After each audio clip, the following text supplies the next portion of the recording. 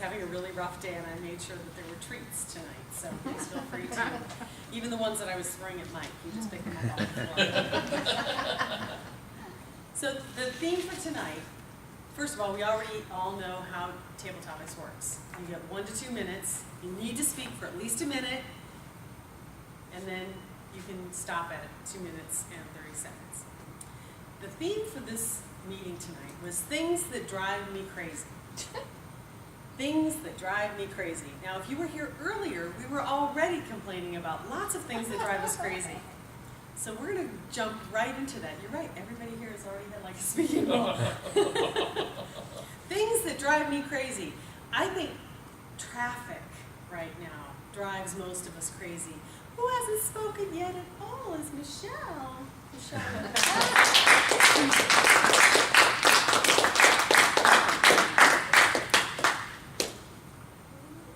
I come from a town called Pittsburgh, Pennsylvania. In Pittsburgh, everyone stays in their own sides. Nobody crosses bridges. It is a town surrounded by rivers. There's 3 of them, 3 River Stadium. You have to cross a bridge to go anywhere. Everyone slows down. I thought, I'm moving to Florida. It's flat, there's no mountains, there's no hills, there's barely a curve. And then I met 95. I lived in Coral Springs and worked in Boynton Beach. You look at the map, it doesn't look that bad until you realize it takes you an hour and a half. My very, very first week driving, I was talking to my mother on my Bluetooth, so I was being safe. And there were 4 gentlemen in a pickup truck. 2 of them sitting in the back, 2 of them sitting in the front, all of them holding a queen-size mattress on top of the pickup truck. Nothing but 1 arm apiece. There was no bungee cords. There was no rope. There was a wing and a prayer and a promise. As I'm talking to my mother and thankfully getting off at the next exit, they passed me. They're going about 70 miles an hour. I said, this is not good. Next thing I know, you saw this. And the queen-size mattress became a sail, which flipped over the pickup truck and landed on 95 as I got off. And here, my mom says, are you sure you want to stay in Florida? I said, next year, Mom, I'm doing a blog. I am going to blog every accident I see. I ran out of space on my computer by January 13th. I like driving in Pittsburgh traffic now. Bring on the bridges, bring on the tunnels. I avoid 95 like the plague. If I could find a way to walk to work, I would do it. Thank you.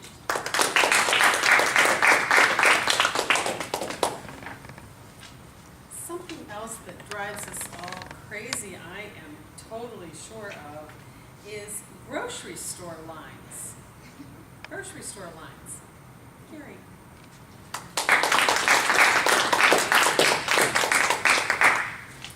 Coffee Master, fellow Toastmasters. How many people here shop at the Boys Market? The boys' mom? Oh, I see several hands, so you know what it's all about. Heard of it. That is a maze within a maze. Because when you go in there and you want to go just 1 aisle away, you are confronted with people going 1/4 of a mile an hour behind your basket. And they're taking up the whole aisle because they're skinny aisles, right? And you want to get around them. And you try and go this way, and they decide to turn over and look this way, and then they turn over and look this way, and you can't get around them. It's a nightmare. Then, when you get over to where the green beans are, which I often find myself in front of the green beans, I like green beans. People park their cart, along the edge over here by the green beans, which you want. They go wandering off down the aisle. And then they come back looking for a plastic bag, and then they finally get something. Only a few minutes later, they come back and put it in their cart, and they slowly move on again. It's maddening. Not only that, the Boys has this look of a slight disarray of arrangement. They have so many things in there that they stack them on top of each other, put them behind each other, and it took me 10 minutes one day to find jicama. You know what jicama is? No. No, what's jicama? It's a vegetable. But nevertheless, I had to go find 3 guys who didn't speak English to help me find jicama, because each time I went in, it was on a different aisle, a different place. I was in a hurry one day. I said, a cart is a killer. You get nowhere in a hurry if you're pushing a cart in that place, right? Because there's congestion. Congestion. I learned something.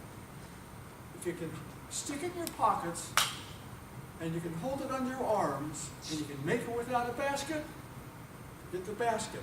It's the one way you can get to the boys.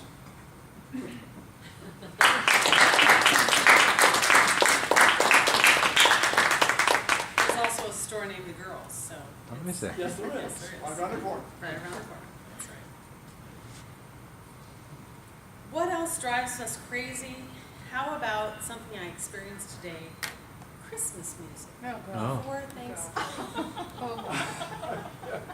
Gee.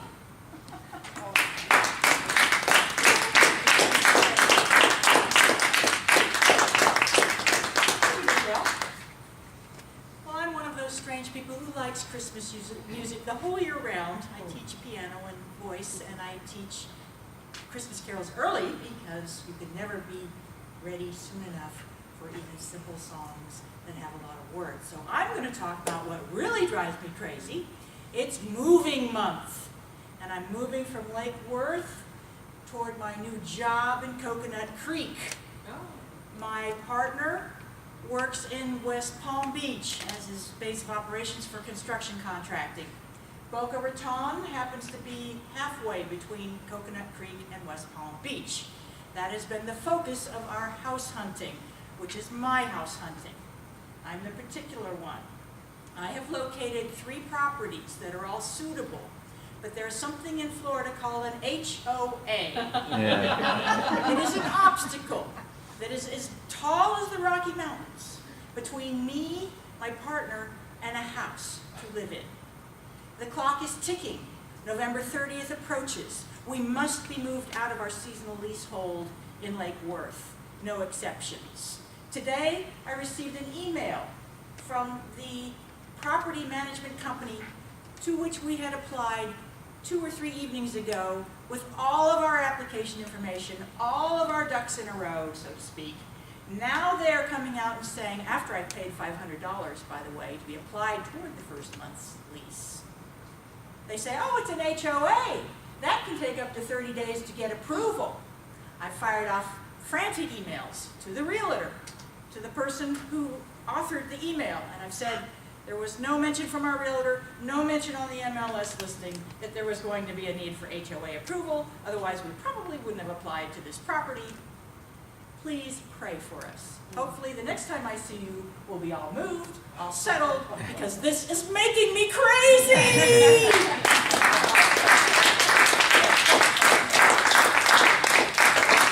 Holy, how could I forget an HOA? That is definitely a crazy-making situation. Let's try, you know, it's Florida, and we talked about traffic. What happens when the cars stop? Parking. People are notoriously bad parkers, and especially when you have Bentleys and Rolls Royces parking in handicap spots. So Cynthia, tell us about being mad about bad parkers.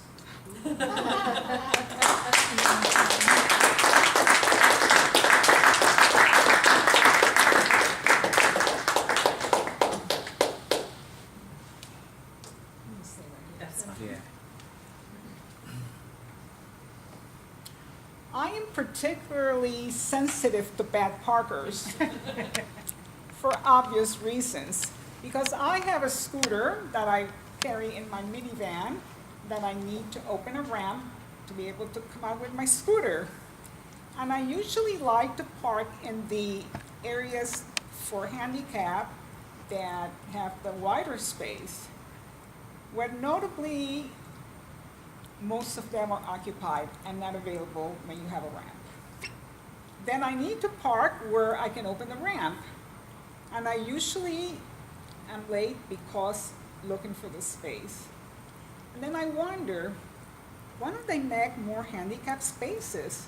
It just drives me insane. But then at the same token, I am so grateful to be here with the few spots that are available because I'm coming from a country that do not honor handicap parking, Panama.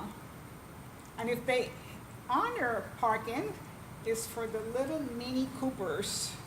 It's not for the big vans like I drive.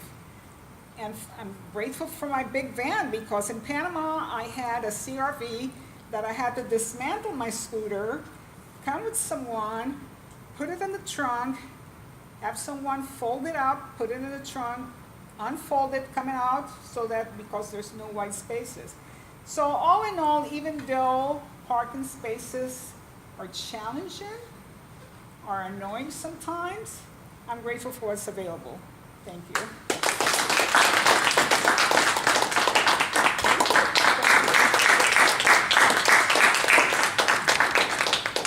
Something that makes us all crazy, battery running out of your phone.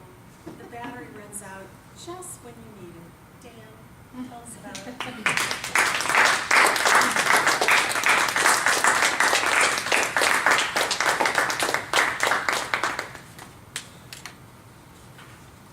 I don't have too much of a problem with my battery running out.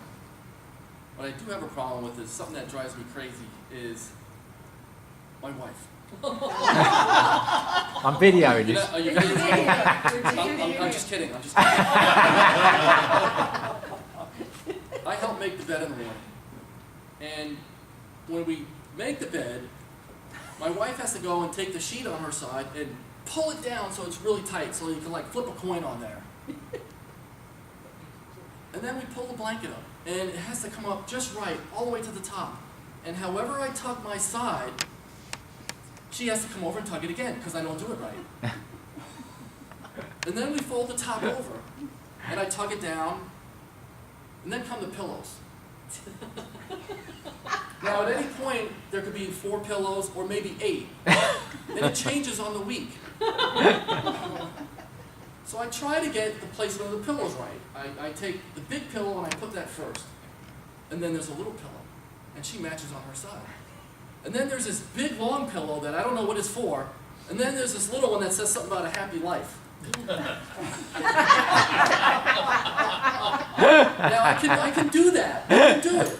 But then the next day, I come out and I put the big pillow there, nice and neat, close to the end, just like hers. I match them up.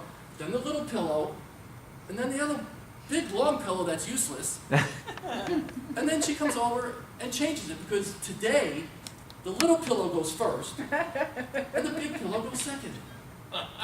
And I said, do you realize that you're changing but I don't know which way to do it? Oh, that's okay because I don't know what they get flat or they get wrinkled. I don't know. They have to go one or the other. One other little thing. I help with the laundry. I'm not really allowed to do the laundry because I don't know how to do it right. But I'm allowed to help hang things up and fold it. In my closet, I have about 20 pairs of shorts. And this pile is my house shorts. The second pile is shorts that I can wear in or out, depending on her mood. And the last pile is outdoor dress shorts that I can't wear in the house. I can only wear those with her approval with the right shirt. So she takes the shorts and puts them on the washer and says, okay, you can put them in the closet. And this is for years. I put them neatly in the closet. She comes after me and takes them and flips them and puts them back. This happened for years. Years. And I said, I put them exactly the way you do. What is the problem? And then it hit me one day, 6 months ago or so. I went in there and looked. The problem was when you fold the shorts, the fold has to go to the front. It can't go in the back. Yeah. Of course. You got it. When you fold the shorts, you fold the shorts like this. It has to go this way in the closet. It can't be this way. Oh. And for years, I got it wrong. That's what drives me crazy.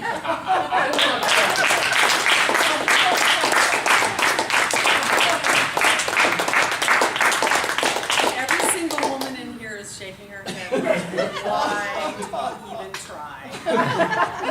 And every single man is going, great. Have you ever been to Gap? Store? Yeah. No. Have you ever been to a Gap? I No. don't think so. You've never I been think to once. a Gap or an Old Navy? A Old Target? Oh, Navy, yeah. Right. I They think I have put a up that way. wall of clothes or shirt.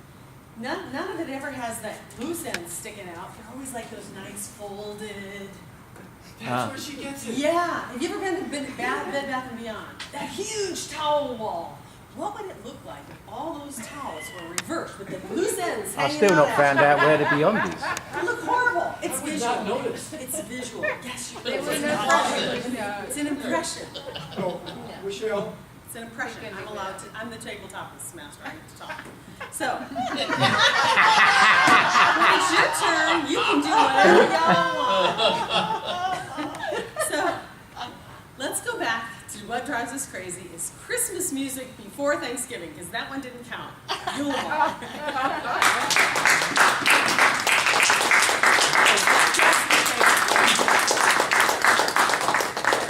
There is Halloween. Simply the lights on. There is Halloween. There is Thanksgiving. And there is Christmas. There is a reason for that. Do not change it. It is important. We're in the United States of America. And Thanksgiving, other than Canada, is unique to this country. So don't change that. Now, granted, that makes me extremely crazy. But I'm gonna tell you one thing that I am sure you don't have that drives me happy crazy. Happy crazy. Saturdays is the only day that I can sleep in a little bit. Something like from 6 to 7 in the morning, 1 hour. Granted, I don't like Christmas songs before Thanksgiving, but then we have a piano in the house that my daughter knows now how to play. And guess what is the song that she picked? She picked The Carol of the Bells. And there is this pedal that you have in the piano, right, that makes the sound go bigger. And here we are, Saturday morning, 6:45 or so.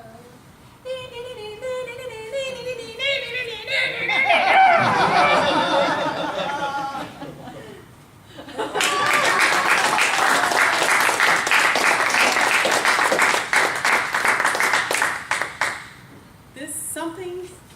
With a guest in the back? Hi. Hi. Hi. Hi, guest in the back. Hi. What's your name? I'm Sai. Hi, Sai. How are I'm you? in the other club.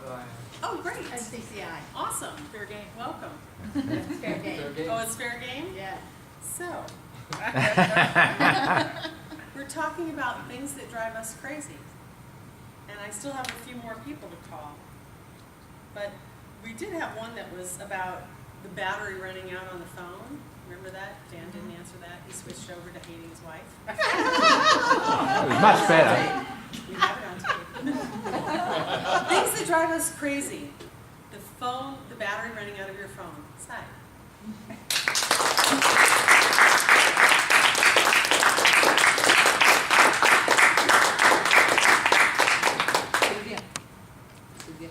Toastmasters. I would say advanced Toastmasters. I'm not advanced.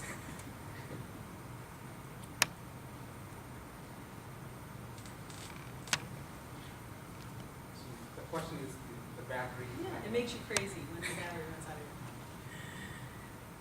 your It's a very common thing, especially may not be for us, for young people, they're always on the phone. And then if their battery is not serving all day, they go really, really crazy. No matter how much the phone is worth, they just wanted to toss it and then they want to get another one. Recently it happened to me. My son was calling, Dad, it's not holding much of power. So what is going on?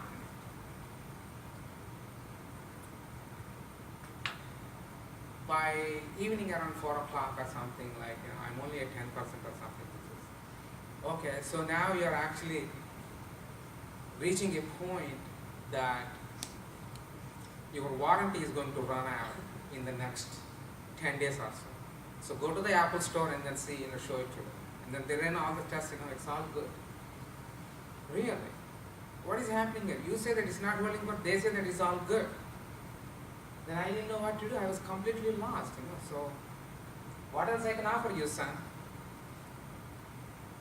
He said, that's okay, Dad. Apple says it's good, I will have to listen to them. I'll just keep on charging it. And then I can't sleep well because I was just thinking that, he's not able to use his phone all day. So what are the other options? Then I asked him, there are some battery cases we can buy to supplement the power that is in to the built-in battery. And then I asked him to go to the store, and then he looked at those. That's too bulky. How else, you can actually satisfy these kids? First, I can't even buy a new phone for him because they said that the existing phone is perfectly good. iPhone 6s is better, and iPhone 7 is not that much good anyway. Now a little bit of improvement only. And then he doesn't want to buy iPhone 7 also. And at the same time, it is so bulky, and then he doesn't want to do it. I don't even know how he's managed.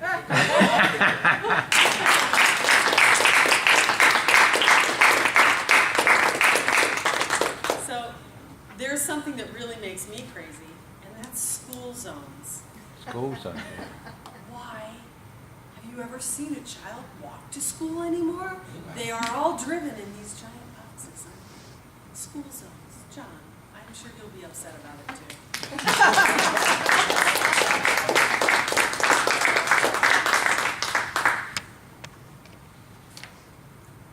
School zones make me crazy for the same reason that what Michelle said. You don't see kids walking to school anymore. I go down, I think it's Jog Road near Clintmore, and there's two schools right in a row. And you're in a hurry to go somewhere. And their cars are going 15 miles an hour because there are policemen lined up with radar guns and motorcycles or cars waiting, just waiting to give you that $400 ticket. I don't see any place down in Florida like I used to in Ohio where they would walk. I feel that school zones on some of these roads are totally inappropriate. I see them, I drive 100 miles some days, maybe 150 miles in the area. You see them on 4 and 6 lane highways. What drives me even more crazy than school zones is the buses. Where I'm from in Ohio, the school bus stops, the two stop signs come out, the lights come on. You're behind the school bus, you're not supposed to pass it. 3 times this week, I've seen a minimum of 6 cars, and the bus will be here, the middle lane will be here, I'll be stopped. I've seen a minimum of 6 cars just pass it in front. There, I wish they would have some law enforcement, because I don't know which direction those kids are going. They may come around the front of the bus to cross the street. That is a hazard. But like Michelle said, school zones, nobody walks anymore.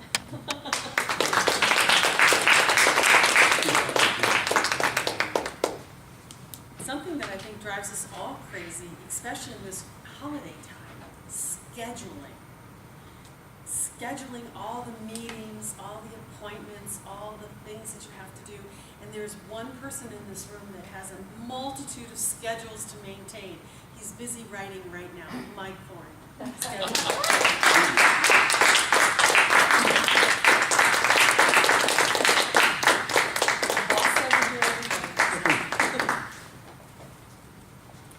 Schedules are easy to maintain. All you need is Google. And to me, that's just the answer to everything. I put it in my Google schedule. You look at it every morning. I see exactly what probably I'm not going to do for the rest of the day. I want to go back to what Dan was talking about. You're on You're on tape. camera. I know. well aware of that, but luckily she doesn't. I, for one, am just amazed at how my wife cannot believe that I can do laundry. I can do laundry. There's a big Yeah, tub, of course. there's soap, there's clothing. You close the lid, you start it, and you walk away. No. Invariably, someone walks behind me, opens the lid, Oh my gosh. checks to be sure everything is okay. Will complain about I added too much or too little soap, close the lid, and then sort of stalks the house for a while, waiting for it to finish. Which is advantageous to me, because it means I don't have to worry about it. But I've never seen anybody react like that. Like the machine goes bzzz, and she's out in the garage where our washer is, instantaneously, to see what damage I've done. And to my knowledge, it's difficult to ruin clothing, either whites or darks, am I right? Yeah. Is there something else? Well, brings up another subject that does drive me crazy. What are all those little settings on the washer? Delicates and pastels and rough and to me, it's either hot, cold, full, empty.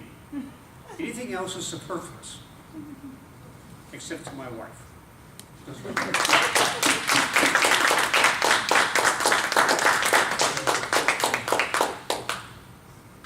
The guy who's always doing the video camera knows about buffering.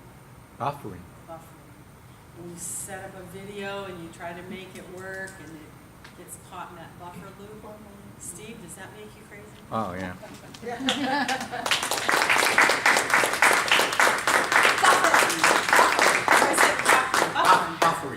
Buffering. When I first moved to America 6 or 7 years ago, I thought I was coming to the most advanced country in the world. Then I happened to move into a development in West Boca. It could have been in North Dakota as far as the internet was concerned, because this was run by a HOA. I think the average age on the committee was 95 or something. The internet never came into their mind. Internet wasn't internet. So here I am trying to run a business with almost like a dial-up modem speed. And like you say, the first day I thought, I'll download my emails, plugs in, clicks on the first link, and the wheel starts going round. I thought, there's something wrong here. Yeah, check it out. I phoned up AT&T. I said, there's something wrong with my internet. He goes, there's nothing wrong with your internet. He says, you're on such and such a scheme. I said, well, what's that? He said, that's the lowest one we do. It's like 256 bits per second or something. So I said, oh, well, that's no good for me. I need the super fast streaming. He said, oh, no, you're living in Boca Glades community. He said, they're through Brightstar, who subcontract through AT&T. You've got to... Anyway, cut a long story short, I managed to get to someone in AT&T who could speak my language. They realised I needed to go from 50 years ago to the modern age. They agreed to send out an engineer to put in a special line just to my condo. When the guy arrived, he realised that there was only one point, and the next door neighbour, who was a young college kid, had grabbed it. Oh. So I said to him, well, what's going to happen here? He goes, well, the best thing I would suggest that you do is have a word with your neighbour and get his log on to his internet. And that's what I did for the next year. We became very good friends. For the price of a pack of 6 pints, I would log on to his internet at a much faster speed, and he got me through for the next year.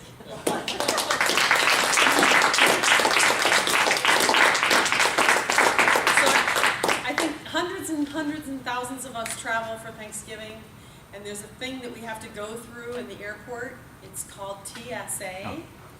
Does it make you crazy, Martha?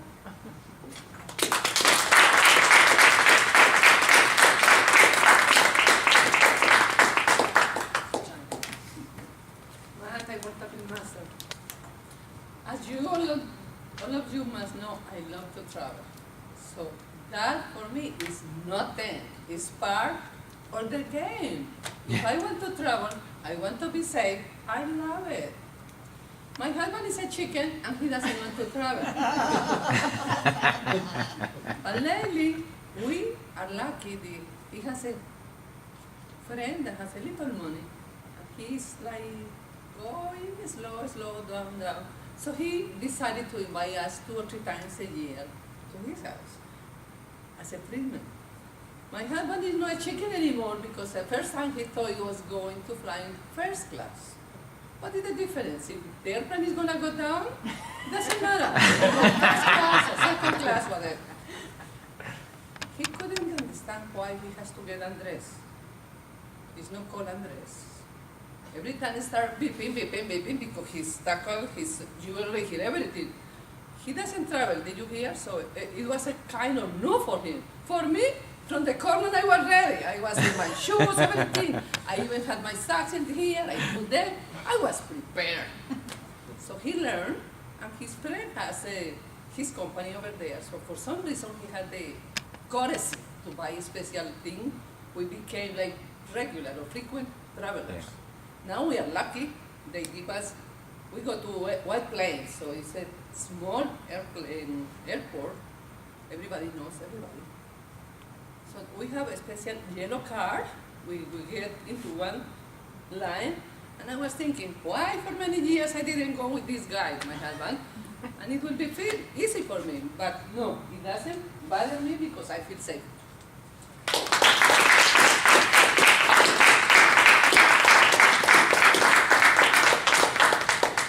Is there anything that could possibly make you crazy at the dog park? Judy?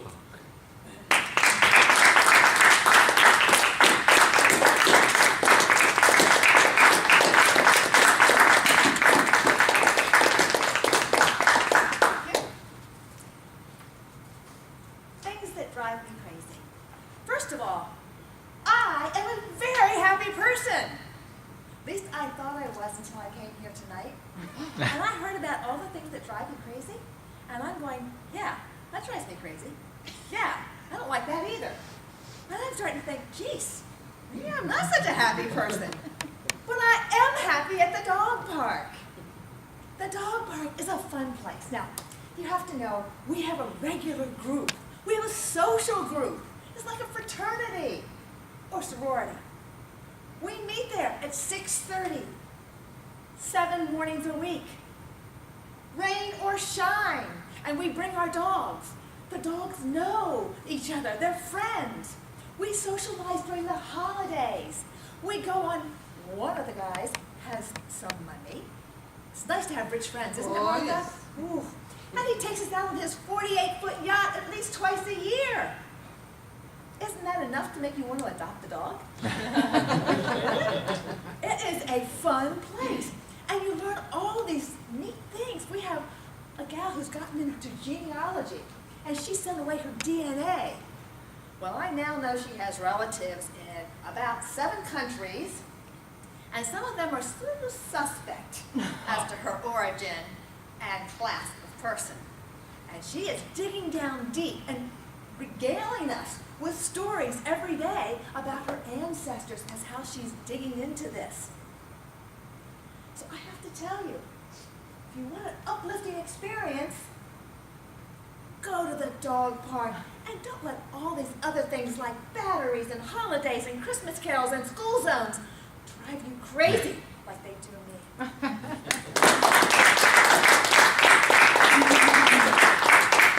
So he thought he was going to get away from it, but something that drives me crazy, and I know it must drive him crazy too, are when you have a client who doesn't pay. Barry, does that drive you crazy?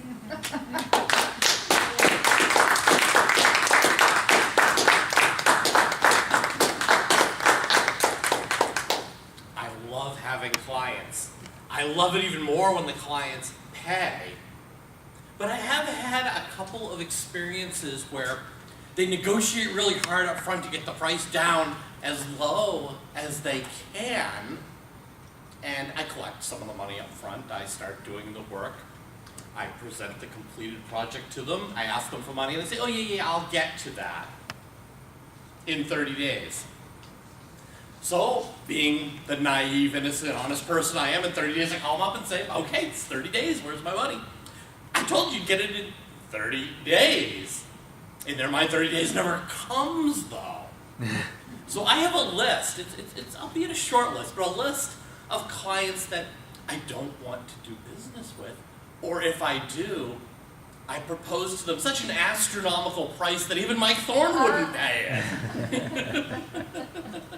and we do know that Mike is so gracious in his business dealings that he'll pay almost any price for almost anything. But the clients I have tend to be much smaller businesses than Thorne Enterprises and have limited resources. So I feel this need, as I'm sure our Table Topics Master has as well, to vet the clients and make sure that they're honest and trustworthy and will pay their bills. And I turn the meeting back to our Toastmaster of the